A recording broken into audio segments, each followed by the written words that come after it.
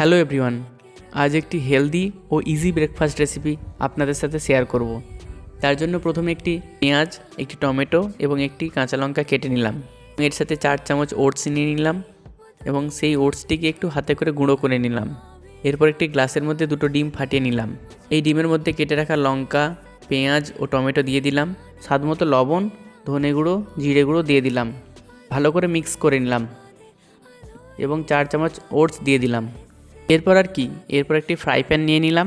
এটিতে সামান্য একটু তেল দিয়ে দিলাম এবং ওর মধ্যে ওই মিক্সারটি ঢেলে দিলাম এবং ভালো করে চারিদিকে টেনে নিলাম। কিছুক্ষণ পরে ভালো করে উল্টে নিলাম। ভালো মতো ফ্রাই হয়ে গেলে ইন্ডাকশানটি অফ করে দিলাম। 4টি স্লাইস করে নিলাম। স্লাইসের উপরে টমেটো রেখে দিলাম।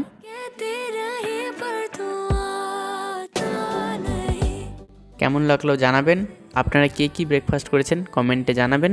এই রকম রেসিপি দেখার জন্য আমার চ্যানেলটিকে সাবস্ক্রাইব করে নিন।